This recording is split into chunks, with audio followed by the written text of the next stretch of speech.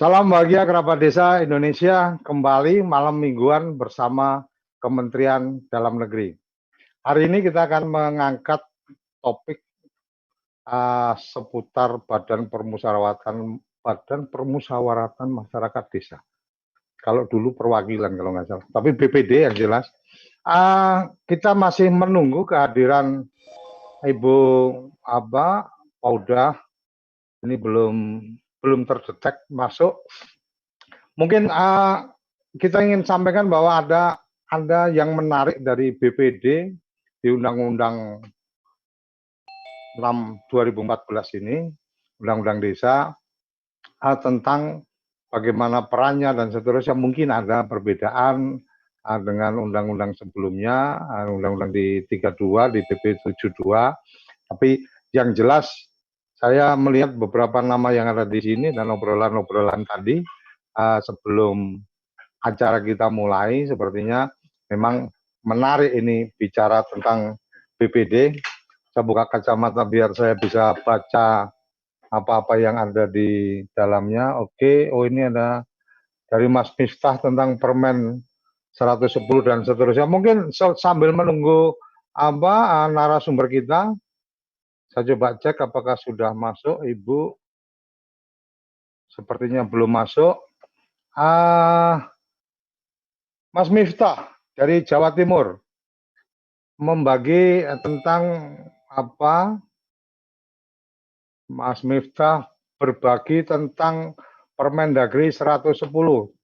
Mas Miftah mungkin bisa share apa yang ingin disampaikan mungkin, atau ada yang lain ingin menyampaikan sambil menunggu, karena saya tidak terlalu memahami aturan-aturannya. Saya harus fair, tapi secara umum di desa-desa yang saya ketahui antara BPD sama pemerintah desa ada yang cukup harmonis untuk sering berembuk dalam musyawarah desa, terlibat dengan baik dan seterusnya. Tapi ada juga yang BPD yang mungkin anggotanya tidak pernah tahu kegiatan-kegiatan atau informasi-informasi dari pemerintah desa ini. Ini menarik menurut saya, karena semangat Undang-Undang Desa mestinya itu membawa dalam konsepsi baru, tidak hanya membangun desa, tapi desa membangun. Artinya teman-teman di desa yang kemudian terlibat aktif di dalamnya. Dan dalam undang-undang itu amanat yang saya tangkap adalah lembaga tertingginya adalah musyawarah desa. Nah, ketika musyawarah desa itu sebagai lembaga tertinggi dan teman-teman BPD tidak terlibat, ini mungkin akan ada masalah di situ. Mas Miftah, sudah ada? Tadi berbagi? Siap. Oke, monggo Mas Miftah coba tadi berbagi Permendagri Permendagri 110. Ini kayaknya mau jadi ingin menyampaikan sesuatu, ada masalah dengan Permendagrinya atau ada masalah dengan pelaksanaannya. Silakan Mas Miftah. Iya, terima kasih Pak Suryo. Ya. Jadi kalau kita hari ini memang rezimnya adalah rezim Undang-Undang Nomor 6 Tahun 2014 tentang desa. Nah, paradigma tentang desa tidak lagi bicara membangun desa, tetapi desa membangun, atau membangun desa membangun itu juga termasuk membangun Indonesia. Bahasanya kira-kira begitulah. Ya, nah, bahasa langitnya gimana Pak? Bahasa langitnya ngono kuwi. Ya, kira-kira begitulah. Siap. Ya.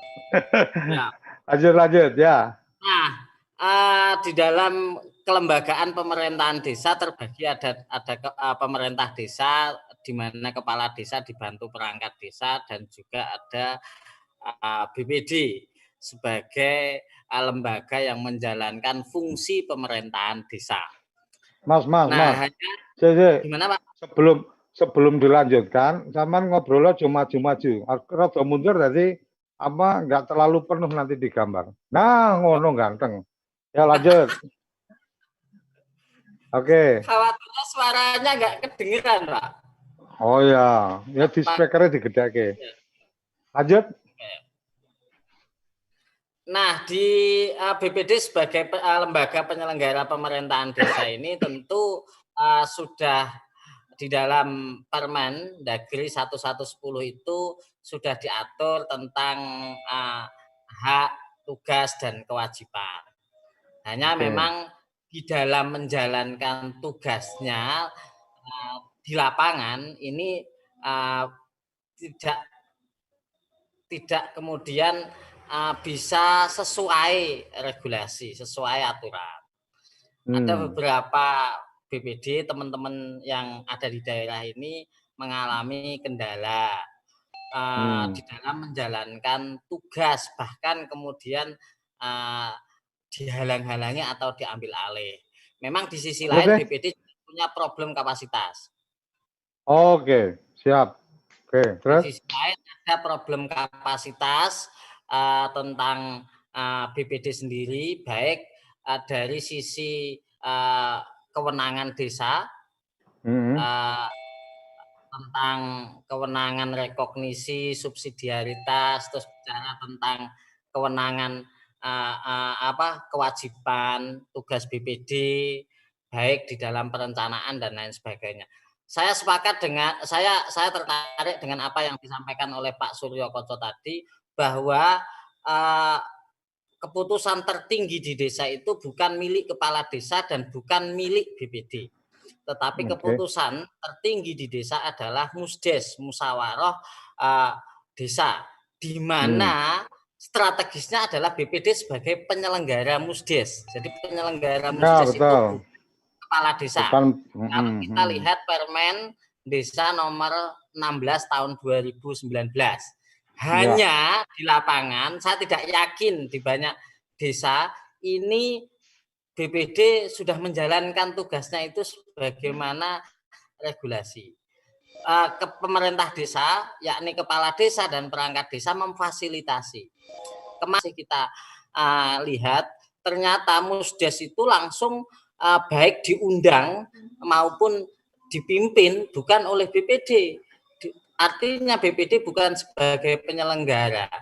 Tapi tiba-tiba desa itu kaget saat kepala desa, pemerintah desa tidak bisa mencairkan dana BLTDD karena belum ada berita acara dari berita acara penyelenggara Musdes dari BPD.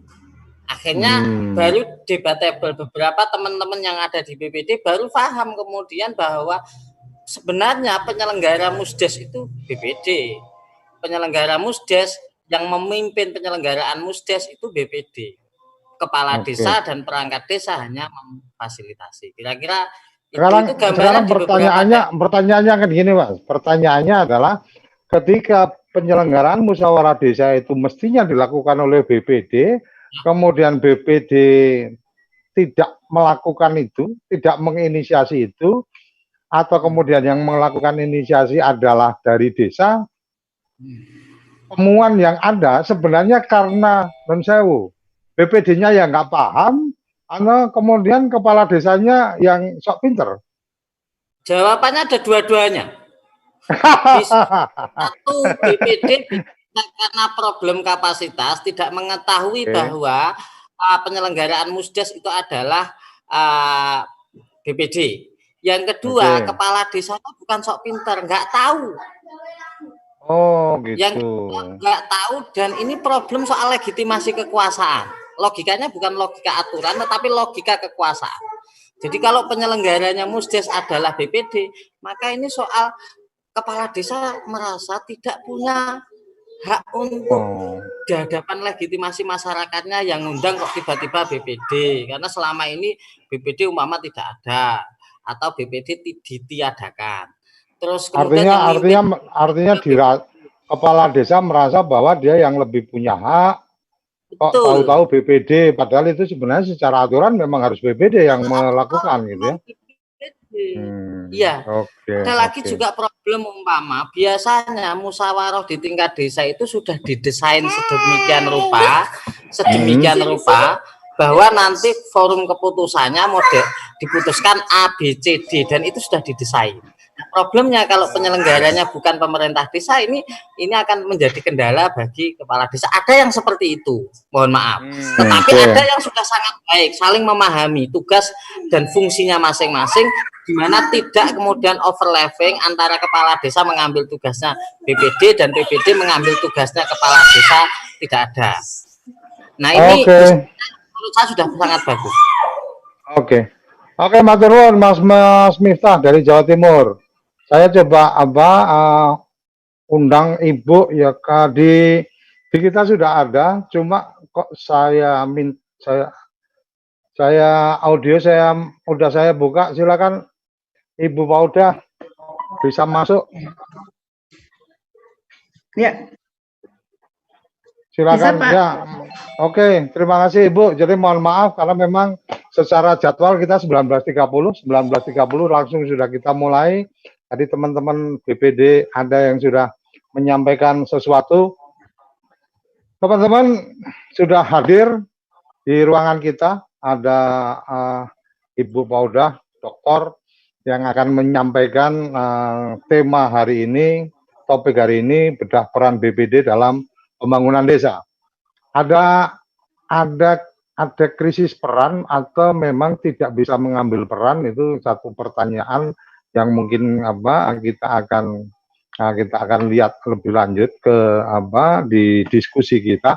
Tapi silakan dari Bu Paudah yang mungkin sangat paham dengan kondisi peraturan perundangan dan kondisi dari masyarakat di bawah ini antara BPD dengan pemerintah desa ini kayak bisa menyampaikan materinya. Ada yang akan dalam bentuk presentasi atau cukup kita ngobrol-ngobrol aja, Ibu, malam ini?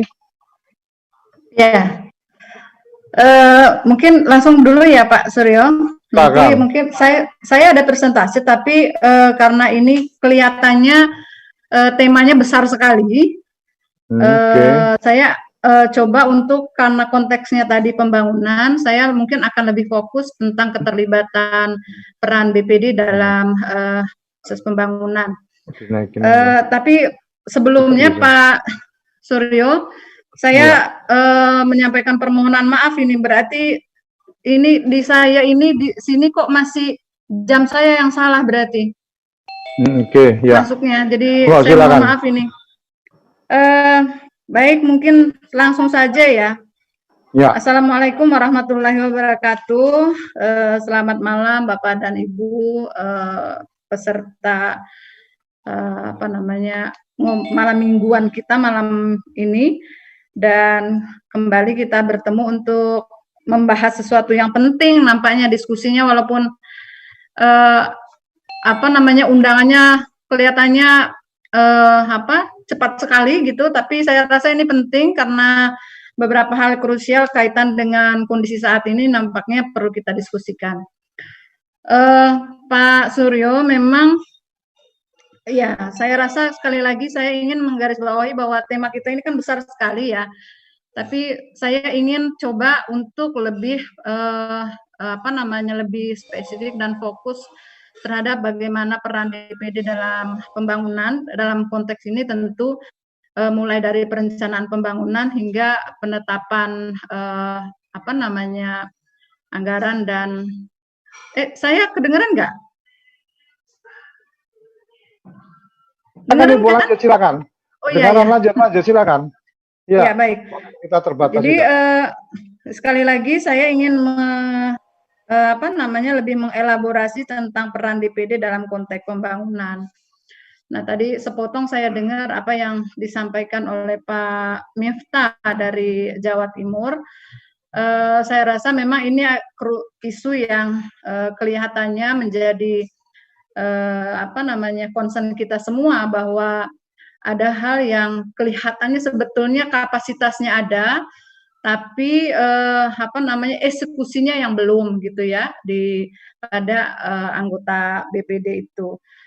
Nah, saya ingin yang pertama yang harus mungkin sebagai prolog saya garis bawahi bahwa BPD itu sesungguhnya adalah bagian dari penyelenggara pemerintahan di desa, dan paling tidak kalau saya tidak akan bacakan undang-undang atau Permendagrinya, paling tidak di dalam kondisi saat ini tugas yang paling utama itu memang adalah tugas bagaimana merancang bangun, peran BPD merancang bangun keikutsertaannya bersama-sama dengan kepala desa untuk dapat mensejahterakan masyarakat di desa melalui proses pembangunan dan pemberdayaan.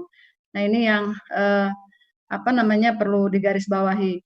Nah, sekarang pada proses pembangunan misalnya, saya ingin tarik lebih ke belakang sebetulnya, bahwa kalau kita lihat ketika kita akan, katakanlah kalau pembangunan itu ada periodisasinya, ada pembangunan yang 6 tahun, sebagaimana tertuang dalam RPJMDes-nya masing-masing, ada yang tahunan. Nah, kelihatannya yang tahunan ini, saya tidak ingin mengatakan bahwa tidak ikut serta, tapi efektivitasnya kelihatannya belum maksimal. Saya contohkan misalkan keikutsertaan bagaimana di dalam mekanisme penyusunan RKPDes misalnya. Kemudian bagaimana setelah itu, bagaimana RKPDes menjadi acuan bersama-sama untuk penyusunan APBDes. Nah, ini saya rasa memang kelihatannya harus kita sama-sama dorong agar ya tidak hanya kelihatan bahwa itu perannya kepala desa, tapi betul-betul juga perannya BPD. Atau bukan sebaliknya, jangan kelihatan bahwa ini menonjol perannya BPD, kepala desa seolah-olah memberikan tanggung jawab itu sepenuhnya kepada BPD. Nah, keseimbangan ini penting dan tentu secara normatif sebetulnya ini sudah diatur di banyak peraturan perundang-undangan. Hanya saja sekali lagi secara implementasi kita perlu dorong. Kalau tadi misalkan yang saya tangkap sedikit saja ya Pak yang disampaikan Pak Miftah. Memang di desa itu kan kaitan dengan musyawarahnya BPD itu kan ada musyawarah BPD sendiri dan ada musyawarah musdes, ya musdes. Kalau musyawarah BPD itu lebih kepada bagaimana merancang bangun hal-hal yang sifatnya strategis, kemudian menetapkan misalkan tatib BPD itu lebih musyawarah BPD ya, kemudian merancang evaluasi tentang laporan kinerja penyelenggaraan pemerintahan desa. Nah, ini dilakukan oleh Musdes. Nah, yang Musdes bersama ini sebetulnya yang memang sekali lagi perlu didorong. Kalau tadi kaitan dengan kondisi COVID misalkan, itu kan masuk dalam kategori yang sifatnya strategis dan harus diambil bersama. Karena posisinya kalau secara normatif itu masuk dalam kategori KLB sebetulnya. Kita kan pada masa pandemi nih, di mana pandemi itu ya hal-hal kebijakan strategis harus diambil sama-sama. Nah, sehingga memang ya saya ingin sekali sampaikan, ayo kita dorong bersama-sama bagaimana kolaborasi kedua ini Pak Suryo. Kemudian ya yang berikutnya saya rasa nanti di sisi peran BPD itu memang hari ini kan misalkan pilkada serentak. Ketika pilkada serentak maka ada pekerjaan BPD itu yang secara serentak juga dilakukan oleh semua desa, dan saya rasa melalui teknis-teknis pelaksanaan nampaknya ini tidak terlalu tidak terlalu sulit untuk bagaimana berkoordinasi dengan antara pemerintah supradesa dengan pemerintah desa di sekitarnya, karena pengalamannya sama gitu di antara semua desa itu. Tapi sekali lagi memang yang harus kita dorong adalah hal-hal yang sifatnya memang pelayanan langsung kepada masyarakat. Jadi kalau kita lihat kan pelayanan itu sebetulnya ada dua nih Pak Suryo. Ada pelayanan yang internal pemerintahan gitu. Ada pelayanan yang kepada masyarakat. Nah yang tugas pelayanan masyarakat bukan di pemerintah desa, Bu. BPD ada pelayanan masyarakatnya? Ya, penyerapan aspirasi masyarakat itu termasuk dalam konteks itu, Bapak. Jadi misalkan ketika kepala desa akan menetapkan program tahunan, maka BPD mestinya ikut dalam perencanaan itu. Nah, sayangnya sekali lagi penyusunan RKPD misalkan ya, bahkan kalau saya lihat Pak, walaupun ini tidak hanya saya mencermati di desa, di Supra Desa juga masih ada beberapa yang posisinya demikian. Misalkan bagaimana saat penetapan APBD tidak sama sekali memperhatikan apa yang tertuang di dalam RKPD misalkan. Walaupun produknya sebetulnya produk bersama kan, bukan hanya produknya kepala desa, karena RKPD itu sejatinya adalah bagian dari RPJMD yang ditetapkan oleh bersama-sama. Jadi memang ada hal yang terputus dan ini mestinya tidak boleh dilakukan gitu. Tapi sekali lagi saya rasa ya kita kalau enggak Bu, mungkin kita kalau dari obrolan tadi setelah kita mulai kemudian dari teman-teman ada tadi disampaikan oleh Mas Miftah itu tentang kondisi lapangan memang ada yang kemudian masalahnya itu di BPD yang tidak paham tugas peran yang harus dilakukan. Sebenarnya itu tanggung jawab siapa kalau ada kejadian seperti itu? Apakah memang secara aturan perundang-undangan memang memungkinkan untuk orang nggak paham bisa jadi anggota BPD atau gimana, Bu? Kalau itu saya, karena kan mekanisme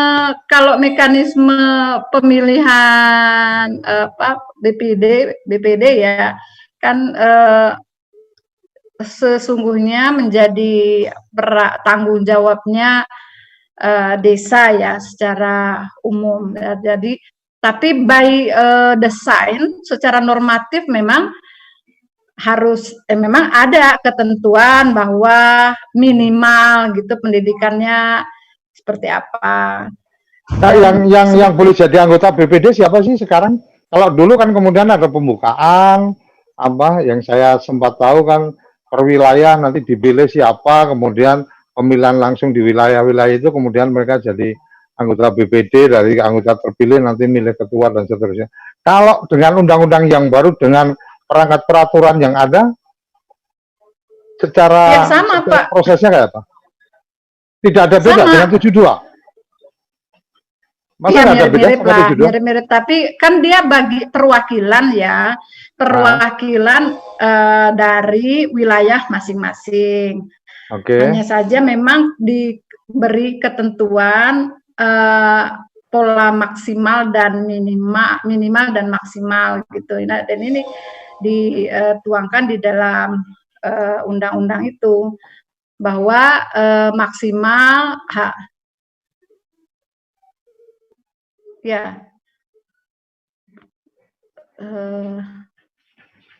ini kok ada ya. Jadi maksimal 11 orang, minimal 7 orang, tergantung dari wilayah masing-masing.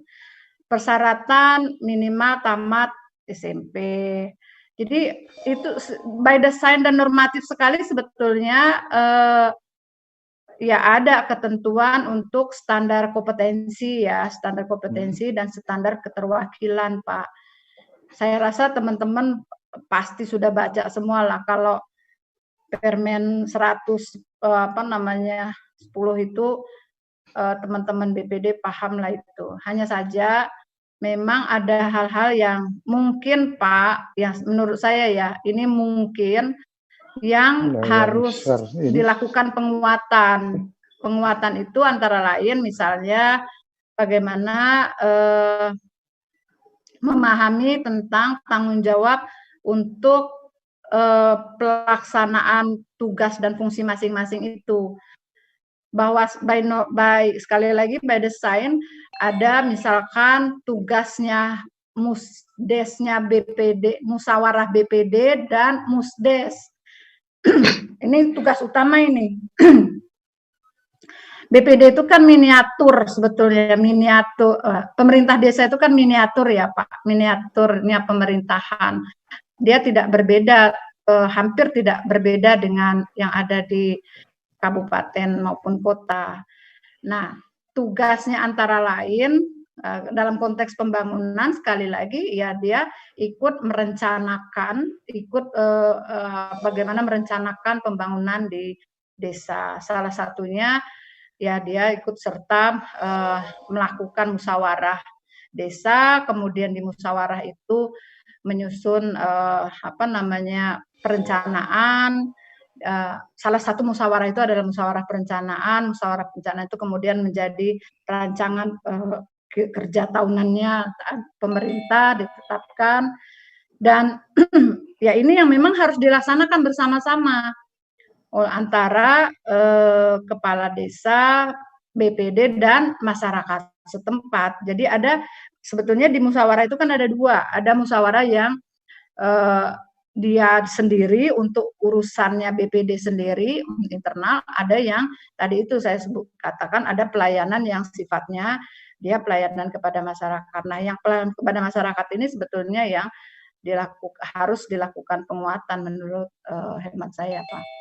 Oke, Mas, maaf Ibu, saya potong, kebetulan ini masuk dari Mas Jaharudin. Silakan Mas Jaharudin, ada yang ingin disampaikan? Tadi sudah menyampaikan di ini, kemudian ada habis ini nanti ada Bang Asa Gea, BPD Nias. Saya on-kan audionya, silakan bisa memberikan ininya. Silakan, Mas Jal. Bisa dengar suara saya, Pak Udah, Suryo? Bisa. Ya, baik. Ya. Jadi ini ada kaitannya dengan tugas dan fungsi BPD. Jadi ya. Tugas dan fungsi BPD ini yang kadang antara Badan Permusyawaratan Desa dengan pemerintah desa itu saling tidak memberikan tupoksi masing-masing, ya. Sehingga kadang pemerintah desa ini menggunakan kekuasaannya secara sepihak, tanpa mempertimbangkan bagaimana BPD itu sebagai penyeimbang, ya. Jadi untuk ibu Pak Uda ini, kami mohon bagaimana fungsi BPD ini dan tugas BPD ini di dalam melakukan pendampingan di desa. Jadi saya katakan bahwa BPD ini adalah tadi dijelaskan bagian daripada pemerintahan desa. Hanya saja ketika BPD ini ya benar-benar menjalankan tugas dan fungsinya, insya Allah saya yakin dan percaya ya pembangunan desa itu berjalan sesuai dengan rencana. Ya. Bang Jaharudin, posisi Abang ini sebagai anggota BPD atau sekarang sebagai apa nih? Kalau boleh tahu, supaya kita mendapatkan gambaran. Saya ketua BPD. Ketua BPD, oke. Ketua BPD. Selama ini dalam proses ketika pemilihan menjadi ketua dan seterusnya, ada pembinaan atau ada penguatan atau pelatihan atau apa dari pemerintah kabupaten? Oh ya, alhamdulillah untuk Kabupaten Majene, Sulawesi Barat, itu pas pelantikan kemarin tanggal 17 Juli 2019 itu pelantikan. Kemudian sampai saat ini pengembangan kapasitas yang diadakan oleh kabupaten belum ada. Tapi kebetulan Pak Suryo, kami di Kabupaten Majene sampai tingkat kecamatan. Nah, forum inilah yang memfasilitasi kita untuk melakukan pengembangan kapasitas dengan mengundang pemateri dari PMD, dari inspektorat dan lain sebagainya. Itu. Hanya saja masih belum 100% ini fix. Nah, itu. Belum maksimal. Belum maksimal, harus terus belajar, harus terus meningkatkan kapasitas. Oke. Udah tangkap esensinya. Yang tadi siapa tadi? Asa Gia, silakan. Silakan Bang Asa.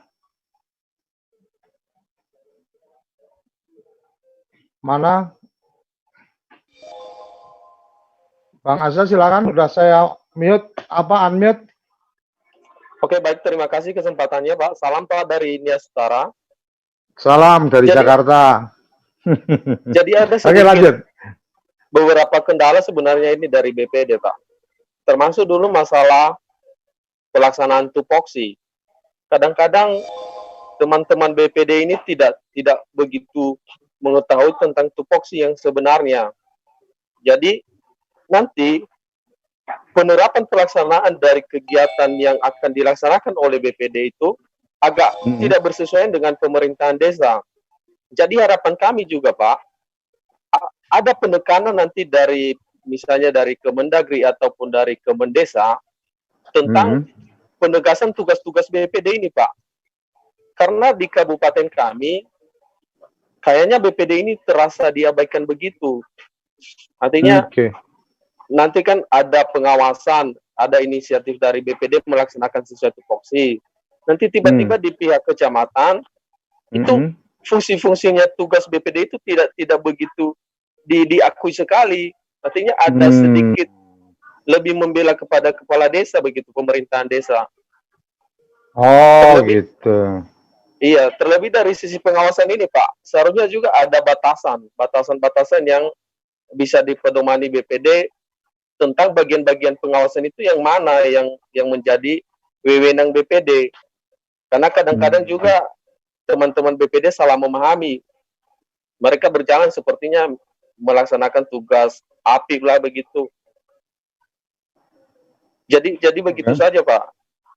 Nah, artinya abang menangkapnya ini sebagai satu kelemahan atau satu sisi kekurangan dari teman-teman BPD, atau kemudian ada juga quote unquote supradesa atau di atasnya desa, mungkin kecamatan atau kabupaten memang nggak terlalu care sama BPD. Nah, ada tingkatan di atasnya, Pak, yang melemahkan tupoksi BPD ini. Artinya tidak ada pengakuan ataupun penegasan fungsi-fungsi BPD, sehingga nanti kadang-kadang BPD sudah berbuat sesuai dengan aturan yang ada, kadang-kadang nanti dengan petunjuk-petunjuk dari kecamatan ataupun kabupaten, ya nanti dikembalikan lagi ke pemerintahan desa. Oke. Berarti yang saya tangkap dari dua teman yang kita berikan kesempatan bicara tadi, memang ada satu masalah. Di satu sisi ada kapasitas yang kurang, memang juga sudah dikerjakan dengan inisiatif bareng-bareng untuk kemudian melakukan usaha-usaha peningkatan kapasitas walaupun mungkin belum maksimal. Ada sisi yang lain yang menarik adalah bahwa di tingkat supradesa atau yang di atasnya desa ternyata juga kurang bisa memberikan ruang, kurang bisa memberikan perhatian terhadap keberadaan BPD.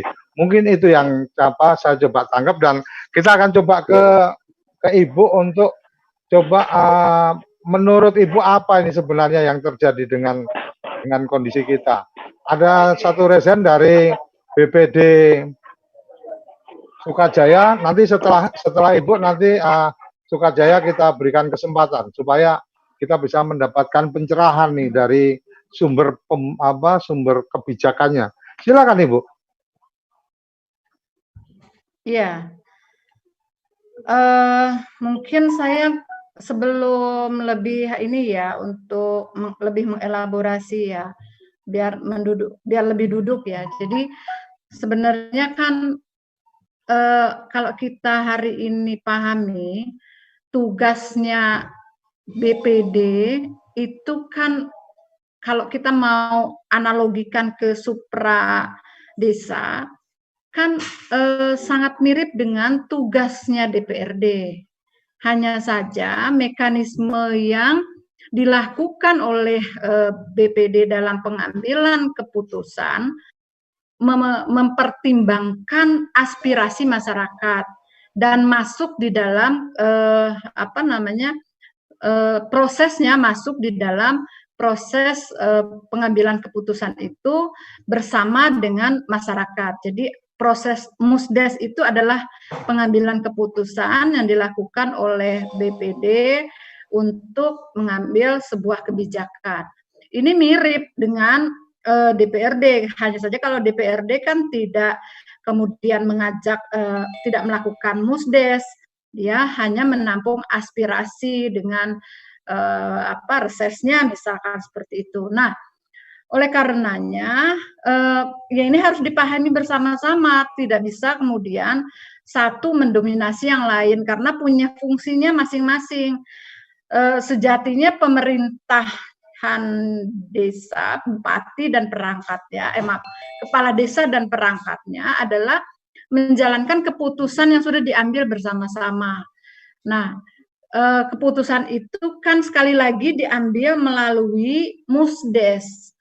Baik itu mau merencanakan pekerjaan di awal tahun, kemudian melaksanakannya, dan berikutnya ini yang saya khawatir kalau kemudian ada miss ya.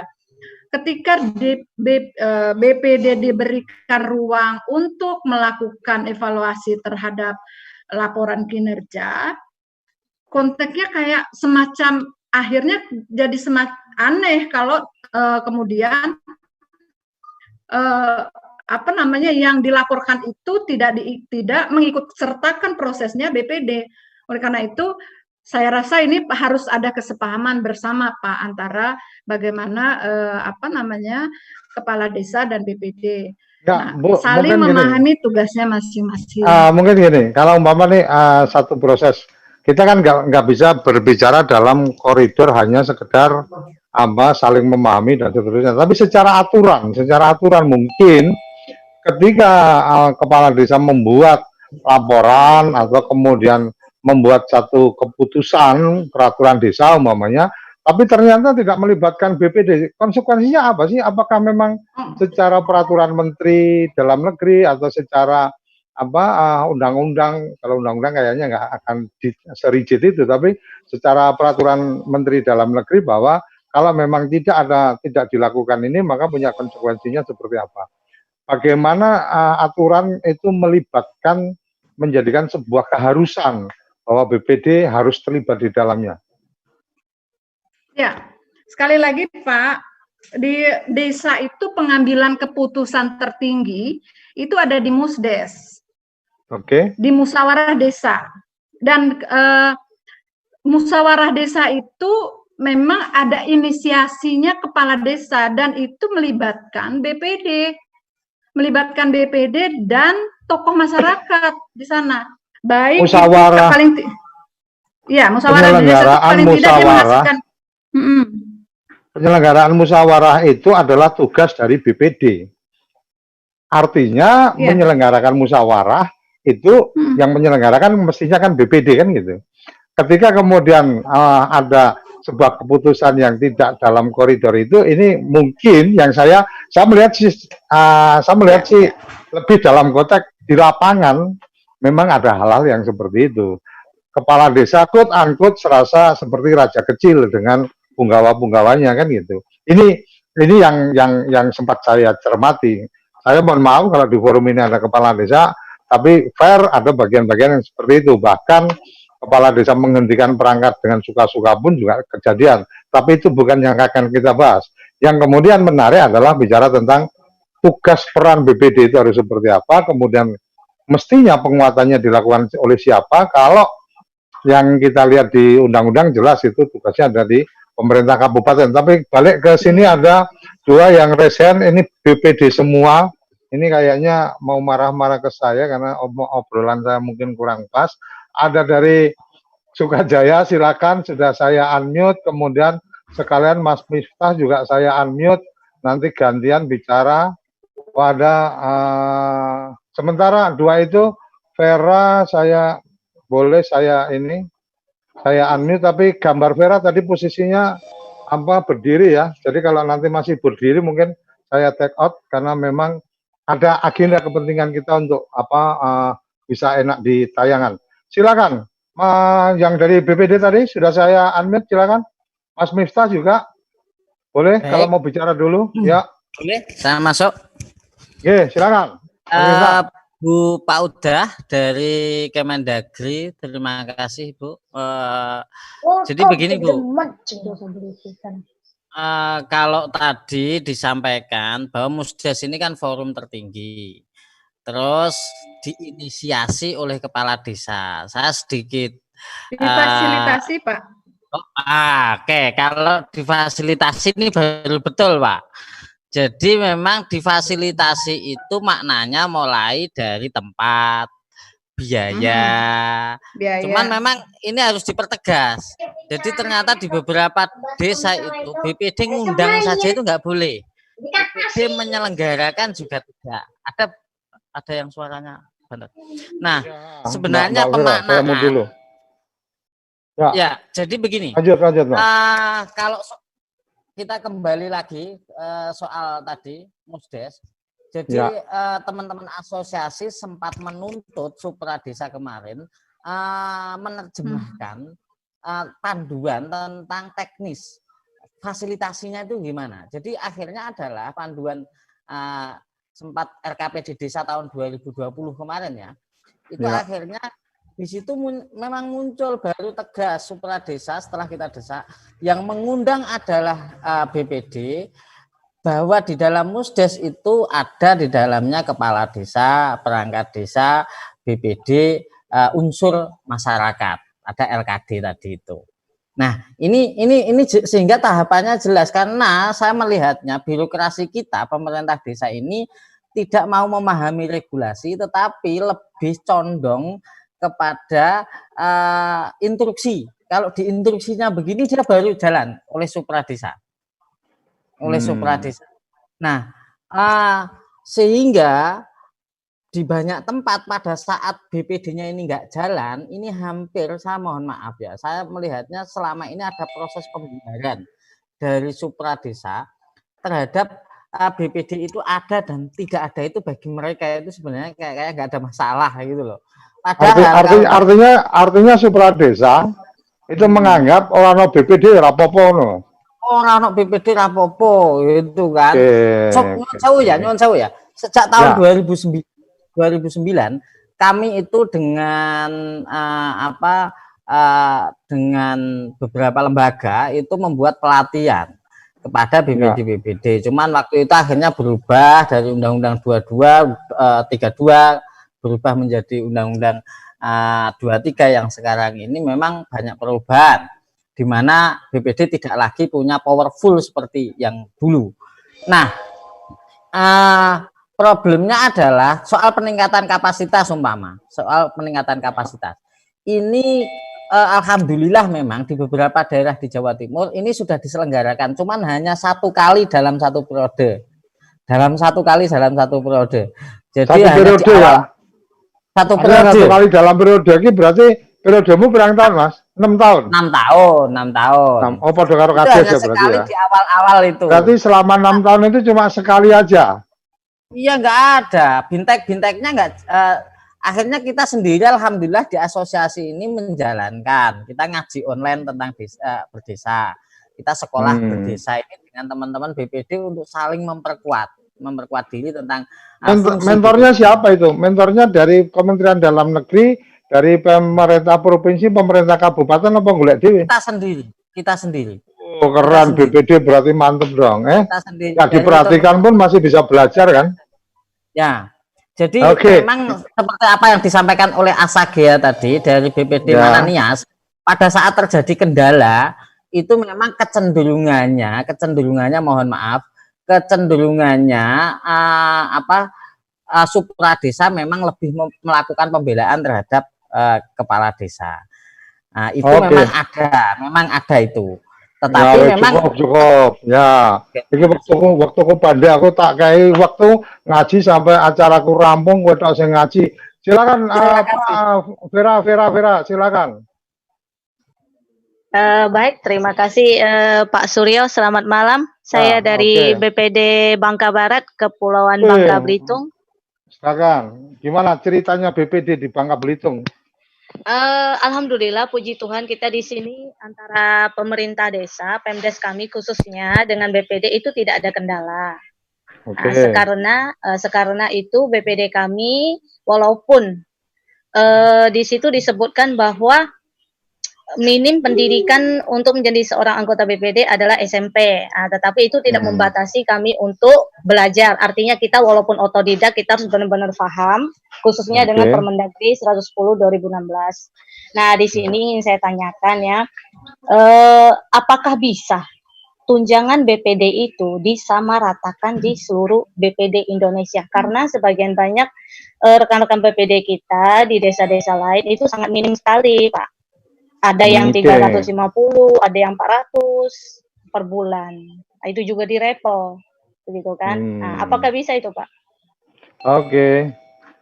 Diterima pertanyaannya tadi. Kalau Mas Miftah tadi diterima pengajiannya, ya kan? Nah, sekarang Bu Pauda, silakan Bu. Ibu, jadi ada yang menarik ini tentang ada ngaji dikasih tauziah tadi.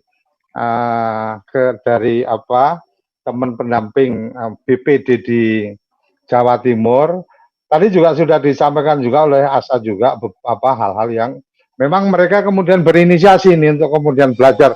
Dan hari ini menurut saya sesuatu yang luar biasa kalau di seluruh Indonesia pada pasang parabola tiap hari Jumat juga ada edukasi banyak hal. Mungkin secara spesifik tidak BPD. Satu saat forum BPD boleh juga kita gelar di TV Desa. Boleh, nanti Mas Miftah bisa ngubungin saya.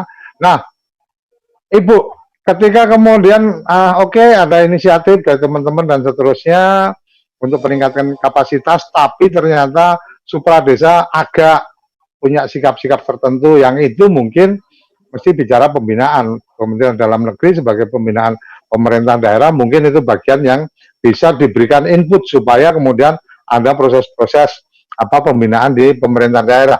Cuma yang menarik, karena aku belum pernah jadi BPD, jadi belum tahu. Sekarang ada honornya juga lumayan gitu kan, makanya semangat ngaji juga. Sudah beberapa tadi disampaikan dari Vera tentang apakah mungkin ada penetapan standar untuk semua BPD seluruh Indonesia. Tapi kalau standar sama di seluruh Indonesia, yang mungkin di tempat-tempat yang memang angka itu jadi berasa besar, tapi tempat lain juga berasa kecil kan gitu. Silakan Ibu Pauda. Halo Ibu. Ya. Silakan. Gaji BPD ya. Tunjangan. Kalau nggak salah tunjangan maksudnya ya. Iya, tunjangan maksudnya. Iya. Kalau tunjangan adanya tunjangan dan tunjangan kinerja dan tunjangan jabatan dan operasional. Saya rasa ini kan dilihat lagi ya mekanismenya, karena kan setiap tunjangan ini pun berasalnya kan dari sumber yang sama ya. Jadi kalau harus sama seluruh Indonesia, tentu dilihat persentase APBDes-nya, nggak bisa juga. Kalau kan hari ini misalkan memang kalau dari sisi hitungan standar itu kita sama, tapi kan ada daerah yang lebih besar, ada daerah yang kecil APBDes-nya. Saya rasa ini menyesuaikan lah, tapi kalau harus sama semua enggak lah kayaknya Pak. Kita nggak berani juga gitu, karena itu juga sangat tergantung dari sekali lagi anggaran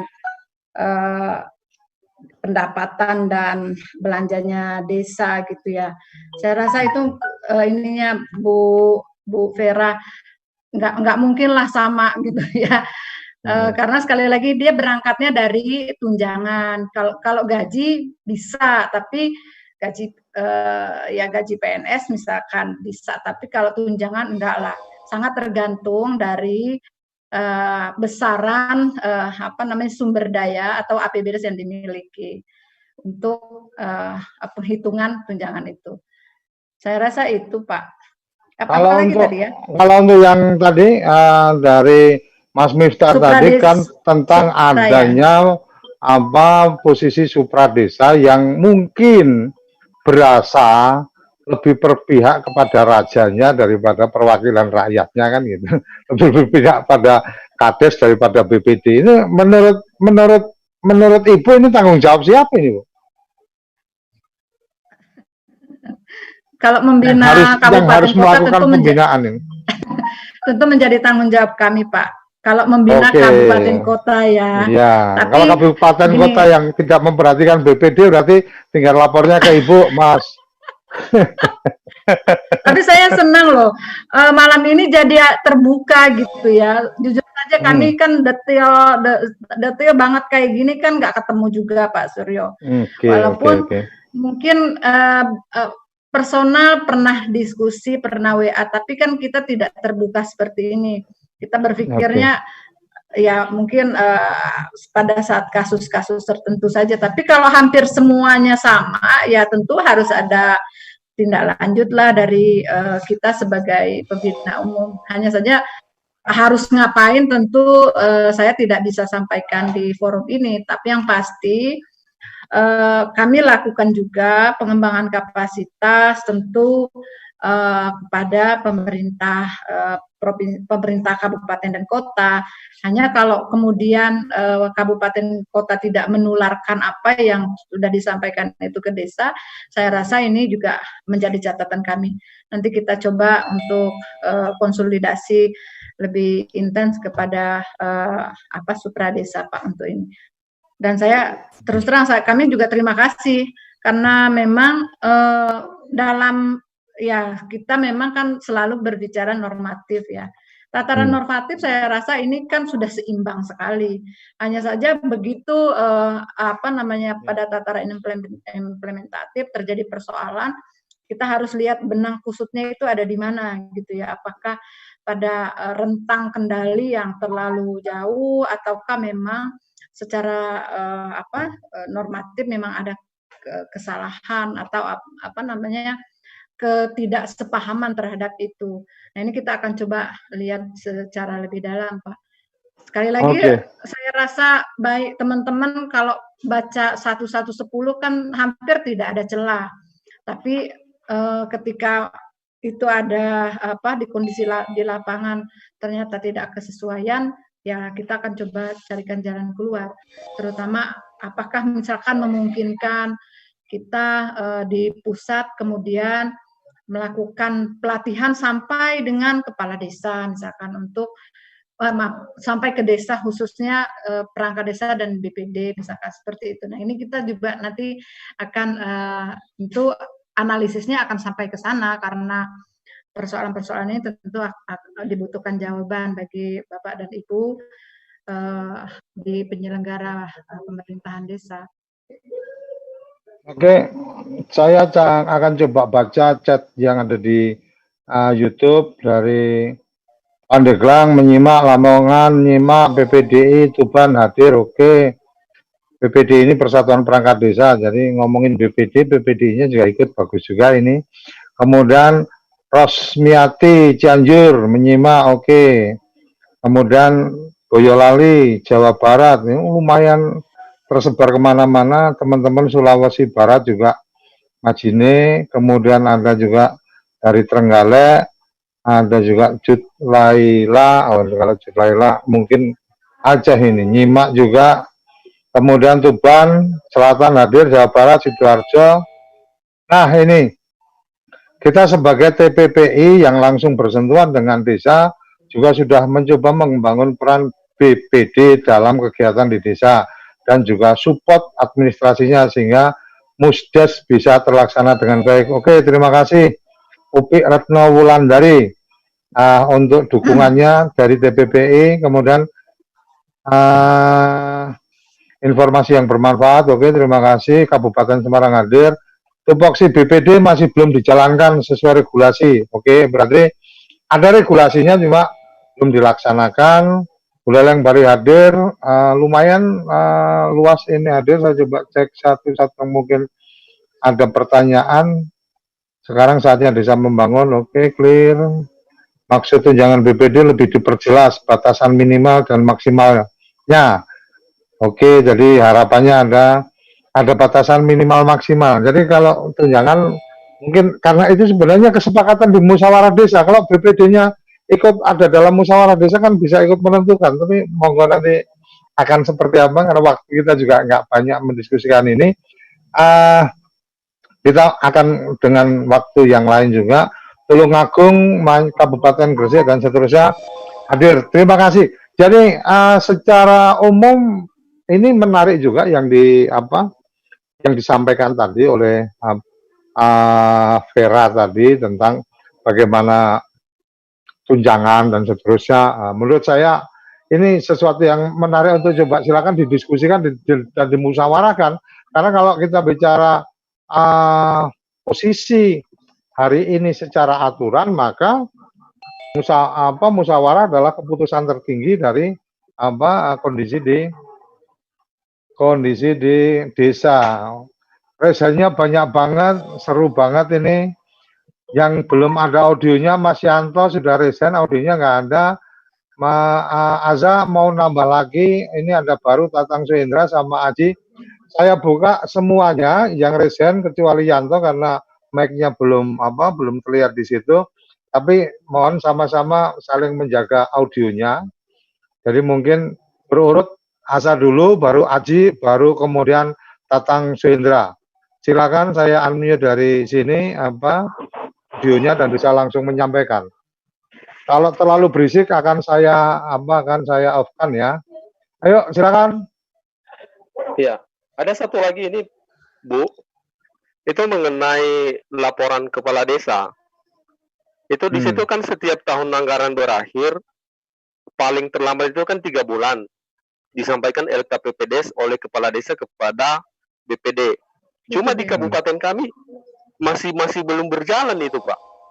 Sampai di desa kami saja itu sudah susulan keempat kami suratin kepala desa dan belum ada juga tindak lanjut untuk disampaikan ke BPD. Jadi kami pun konsultasi kepada kecamatan yang membidangi itu tidak ada respon. Begitu juga di kabupaten. Jadi itu kan seharusnya kewajiban kepala desa yang harus disampaikan kepada BPD. Jadi itu kan sudah diatur juga di Permendagri nomor 46 tahun 2016 tentang laporan kepala desa. Jadi itu bagaimana itu, Bu, tindak lanjutnya?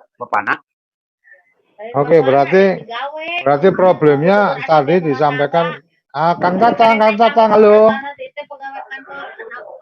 Satu itu aja, Kang Tatang malah ngobrol di luar sana, ya kan?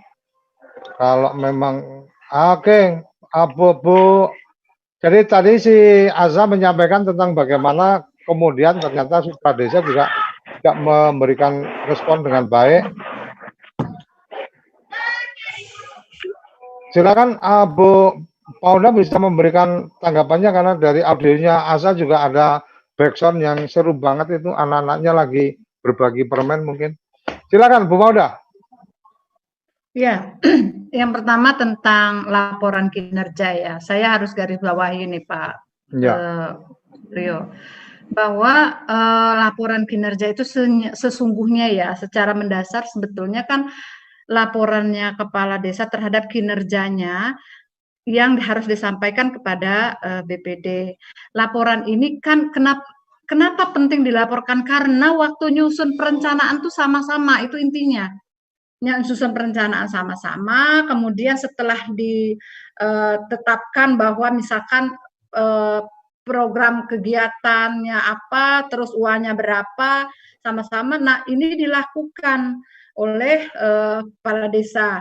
Atas pekerjaan itulah kemudian kepala desa akan melaporkan. Kan itu Pak, filosofinya kan itu.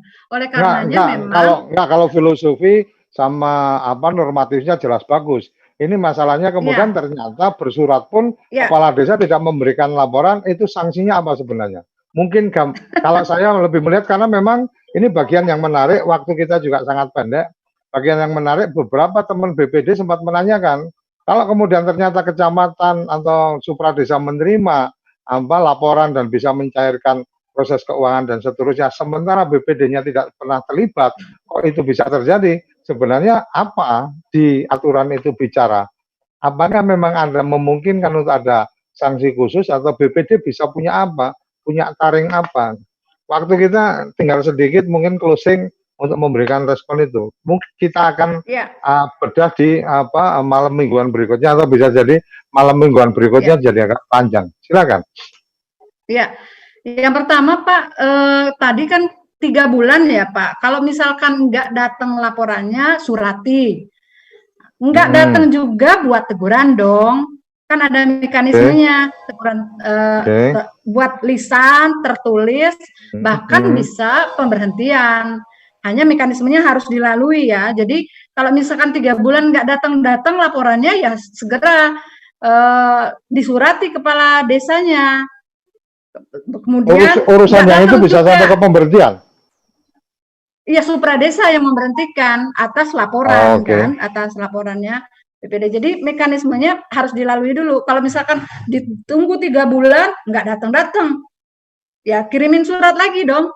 Nggak datang juga, ya silakan buat teguran lisan tertulis sampai kita minta untuk supra desanya melakukan pemberhentian seperti itu. Tapi sekali lagi mekanisme harus dipastikan sudah dilalui. Oke, terima kasih. Waktu kita ternyata sudah lewat 2 menit. Jadi mohon maaf sekali kerabat desa, mohon maaf sekali teman-teman yang ada di forum Zoom ini.